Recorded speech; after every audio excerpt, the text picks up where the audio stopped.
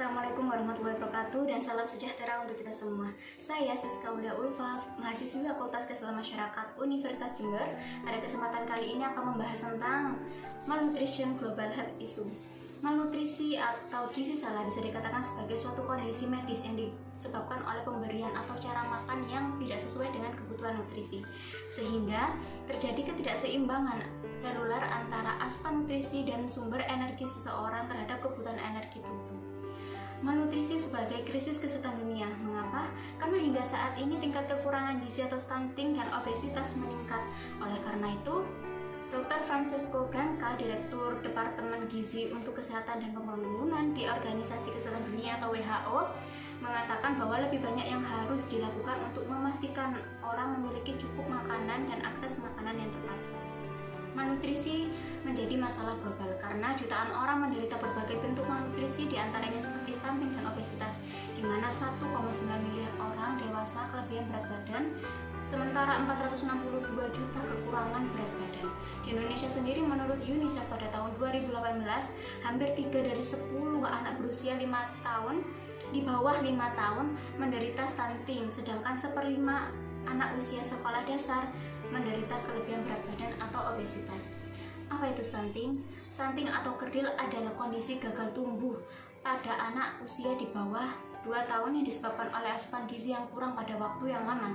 Dengan gejala anak berbadan lebih pendek dan berat badan rendah, proporsi tubuh cenderung normal tetapi anak tampak lebih muda dari anak seusianya dan pertumbuhan tulang tertunda.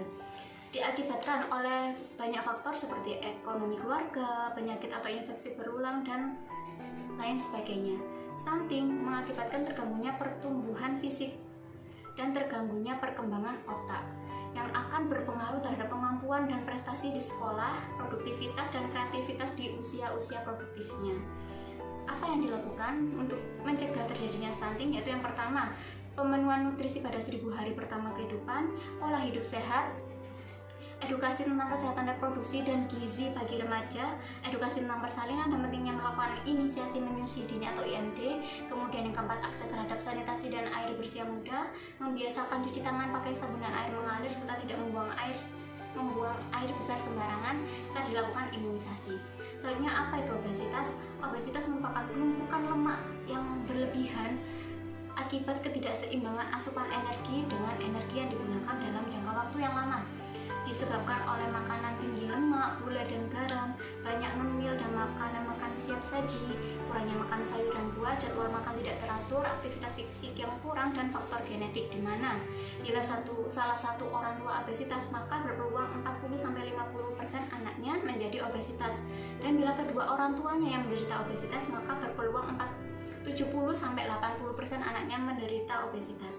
Obesitas ini berisiko 2 kali lipat mengakibatkan terjadinya serangan jantung koroner, stroke, diabetes mellitus, dan hipertensi beserta penyakit-penyakit lainnya. Apa yang bisa mencegah terjadinya obesitas dan cara mengatasinya? Yang pertama, bisa membatasi tidur yang berlebihan, meningkatkan aktivitas fisik minimal 30 menit setiap hari dan dilakukan secara teratur 3-5 kali per minggu. Kemudian dilakukan penyesuaian setelah beberapa hari kemudian membiasakan pola makan teratur terdiri dari 3 kali makan utama dengan makan sumber serat dan sayur dengan porsi yang kecil, serta 1-2 kali makan selingan seperti buah. Kemudian membatasi aktivitas terlalu lama berdiam diri seperti menonton TV dan bermain games atau komputer. Kemudian membatasi konsumsi garam, gula, dan lemak berlebih, serta hindari konsumsi alkohol dan merokok. Solusi untuk malnutrisi sendiri untuk berbagai negara dan daerah adalah: yang pertama, pemerintah dan pemasok bekerja sama dalam menemukan solusi pertanian berkelanjutan, inovatif, dan berteknologi untuk melawan kerawanan pangan, dan mempercepat investasi untuk meningkatkan produktivitas dan mengubah budaya menuju pangan di beberapa negara atau daerah. Kemudian akses dan terjangkaunya makanan sehat, kemudian menambah penelitian-penelitian untuk mengetahui hambatan-hambatan terbesar seperti ketersediaan pangan yang tepat yang masih ditentukan oleh produsen besar. kemudian melakukan kampanye, diplomasi, dan advokasi demi meningkatkan kesadaran tentang malnutrisi di kalangan para politisi. Yang terakhir adalah meningkatkan pengetahuan dan edukasi untuk masyarakat luas tentang pentingnya kesadaran akan gizi dan cara pencegahan malnutrisi beserta apa yang akan diakibatkan dari malnutrisi. Baik, terima kasih. Wassalamualaikum warahmatullahi wabarakatuh.